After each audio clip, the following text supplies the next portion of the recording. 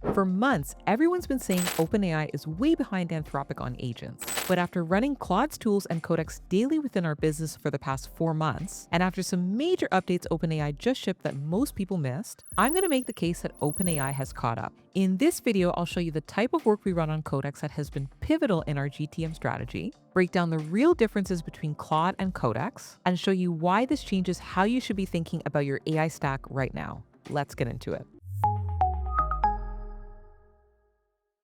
Now, before I get into the differences between Claude's tools and Codex, let me show you how powerful Codex can be. If you've never used Codex before, you can access the desktop app by going to chatgpt.com/Codex, and then click on the download button. It's available for both Mac and Windows. Now, once the app is all set up, the interface is going to look like this. Now, you can see that it looks a lot like ChatGPT does. On the left side panel, that's where you're going to find the menu. So let's click on New Chat to get started. Now you have a couple of options in terms of where you can actually work out of. Similar to Cowork, you can create a project folder on your desktop for Codex to work out of, and Codex will use that as its workspace to read, create, and edit files. I created a folder called Codex Demo for this, so that's what I've selected here. Or if you don't select any folder at all, you can just have a regular chat with Codex as well, similar to how you would inside ChatGPT. Now for this example, let's say we're a company called Tablebound. We help restaurant chains drive repeat visits and unify their customer data across mobile, in-store, and delivery using a loyalty infrastructure model. So here's the situation. A target company called Sweetgreen lands in our pipeline and it looks like a strong potential fit. Before we even think about reaching out, we want to deeply understand the company, what they do, what they're dealing with right now, and how we can actually be useful to them. Now that used to involve over 30 minutes of looking at their website, news searches, scanning their content, etc. But with Codex, we can do it all in 3 minutes. All right, so here's the prompt I'm using. You are a senior GTM research analyst. Research this company so we can have a meaningful, personalized first conversation with them. And then the prompt is structured into a few sections: what to investigate, what the output should look like, and a few constraints to keep the agent honest about citing sources and avoiding generic filler. All right, so let's see what it does. Now take a look at this. It's already opening up the website, scrolling through the pages, pulling that product context. This is the stuff you'd normally have to do manually. Now it's checking their job listings. And again, this could be really time-consuming if you were doing it manually, but hiring is a goldmine. What roles a company's posting tells you exactly what they're trying to fix. Now, it just connected a few signals that suggest that Sweetgreen is trying to recover traffic while pushing hard on menu innovation, and they're also focused on brand creative and back-end customer systems. Very useful information for us to know. So after working for a few minutes, it's pulled everything together into a brief in a Word document format. So let's take a look. Now you can see that this document looks very thorough. We've got the section on who they are with a clean overview of what they do, who they serve, and what stage they're at. We've got the section on what they're dealing with here. And look at this, every priority is backed by a specific signal. A quote, a job posting, a news mention, they're all cited. And we've got the section on how to approach them. The entry angle, some talking points here, who in the org likely owns this problem, and a do not lead with section so I know what not to say. That's a brief I can walk into a discovery call with or use it to craft outreach to the right person inside that company and be well prepared for the conversation. Way better than guessing. Now, if you just watched that demo and you're wondering how to actually build a system around it, then I suggest you take a look at HubSpot's GTM engineering playbook. I'll link it in the description box below. This guide is the strategy layer that turns AI tools like Codex into a real revenue engine. It breaks down what GTM engineering actually is and exactly how Clay built their signal-driven revenue system that led them from 0 to 5 billion, and what it takes to implement this across your company before your competitors figure it out. Inside, you'll find frameworks on how to build the two-team GTM structure that turn Clay into a revenue flywheel, a deep dive on turning raw data into workflows that detect buyer intent and trigger the right action at the right time, and a practical 5-step roadmap for building your data foundation and launching workflows that compound. My favorite section is Building the Flywheel, an implementation sequence for revenue leaders. It walks through the sequence that works, plus the most common failure modes that teams hit when setting up this two-team model. The kind of insights you'd usually only get from talking to someone on their team. Download this guide using the link in the description, and thanks to HubSpot for sponsoring this video. Now, going back to our example, another way that this becomes a system is the fact that you can also turn this research process into a skill. If you're not sure what a skill is, it's essentially like giving the AI a recipe for exactly how you want something done, and it will execute it the same way every time. So I've just given it a quick prompt saying, create a skill out of this using the skill creator, following the same research process methodology, always using the browser plugin.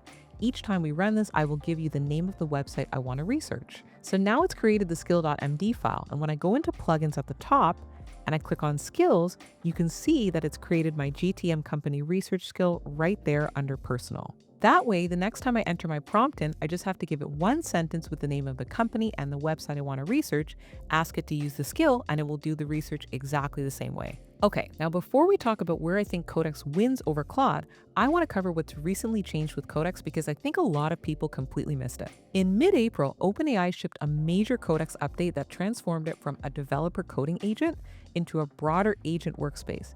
Basically a super app for all types of work. OpenAI calls it Codex for almost everything. And there are 6 changes that actually matter for knowledge work. They added background computer use, which means Codex can operate your computer, programs like Excel, Outlook, Gmail, whatever's open, with its own cursor. With this feature, you'd want to be careful from a security perspective though, so make sure that you're comfortable before using it. They've also added a native in-app browser, which you've already seen in action, expanded plugin and tool support with over 90 integrations, which includes HubSpot, Slack, GitHub, Notion, etc. They've added image generation capabilities right inside of Codex, which I'll talk about more in a bit. They've also added improved memory personalization features, so Codex remembers your brand voice, past corrections, and recurring context across sessions. And similar to other flagship models, Codex supports recurring automations where you can tell it to come back and check on something regularly. With the mid-April update, OpenAI added thread-aware heartbeat automations. So you can have Codex wake up specific conversations on a schedule, like checking your inbox every morning or scanning for updates throughout the day,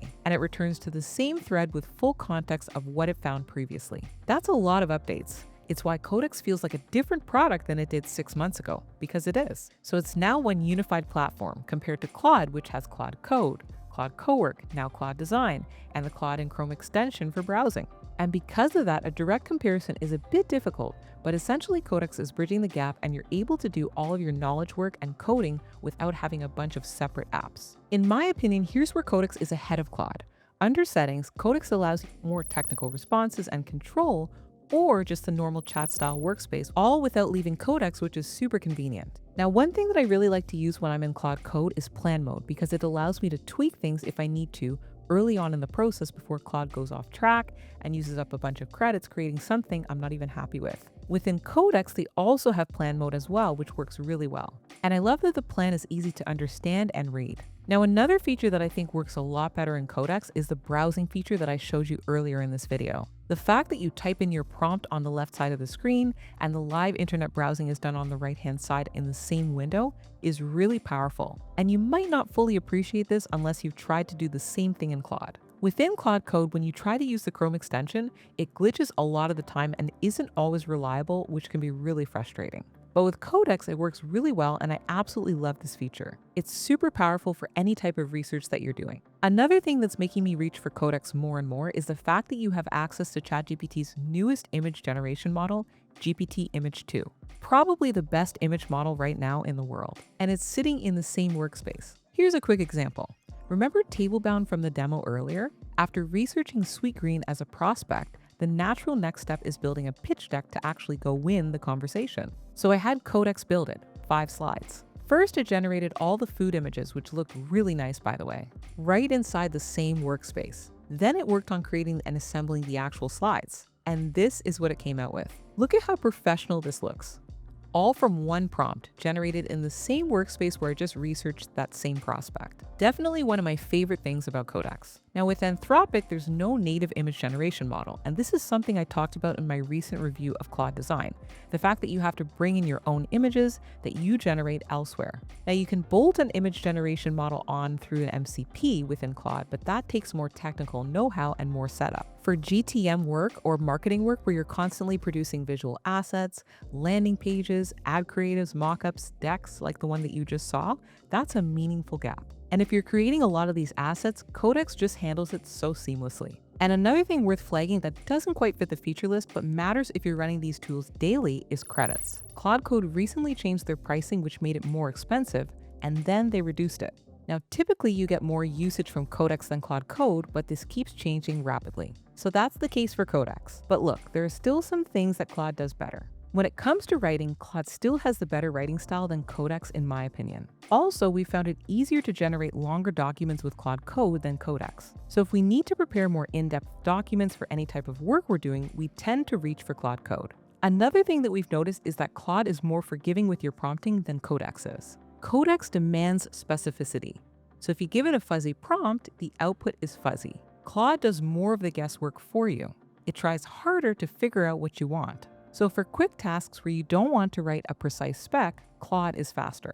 For tasks where precision matters, Codex makes you do that work up front to get a good result. And here's a neat thing worth knowing. If you ever want to compare the outputs from Codex and Claude Code on the same task, you can actually run Claude Code right inside of Codex's terminal. Same workspace, both tools. Instead of opening up two different terminals, copying files back and forth, or losing your place, you can ask both tools to solve the same problem and immediately see whose approach worked better. So did OpenAI actually catch up? A few months ago, I would have told you Claude was clearly ahead, but I don't think it's that OpenAI just sprinted and caught up. It's that Anthropic has gone more broad in terms of focus, whereas Codex has gone more narrow. Think about it. They've shipped Cowork, they have the Claude and Chrome web browser, they have the Claude desktop app, and of course they've had Claude Code for a while. And now there's even Claude Design, which is also something separate. Meanwhile, OpenAI made a bet. One surface, Codex, and we're going to fold everything into it. Browser, computer use, image generation, plugins, skills, etc., and create one super app. It's not that Cowork is bad or Claude Code is bad. It's that Anthropic is asking you to think about which tool to open before you've even started the work. Codex just doesn't make you do that. The thing I want to leave you with isn't use Codex. It's that the AI tool landscape is shifting under everyone's feet, and most people are still operating off of assumptions from months ago. But in my opinion, this update genuinely caught OpenAI up, at least for knowledge work. And here's what this means for your stack. If you've been defaulting to Claude Code or Cowork for all of your knowledge work, and a lot of teams have, you owe it to yourself to at least test Codex on a real workflow. For our business, we'll continue to use both Codex as well as Claude Code depending on what type of work we're doing. Any tasks where we need to do live internet browsing or knowledge work with visuals incorporated into it, we definitely reach for Codex first. For more in-depth document creation or work with a higher level of complexity, we reach for Claude Code. So here's your challenge for this week. Run Codex side by side with Claude Code on one real workflow. Do an honest test and tell me in the comments if your verdict matches mine. I genuinely want to know. If you found this video helpful, then please give it a thumbs up. It really helps the channel. And if you want to learn how to use AI to level up your work and your life, then click this next video.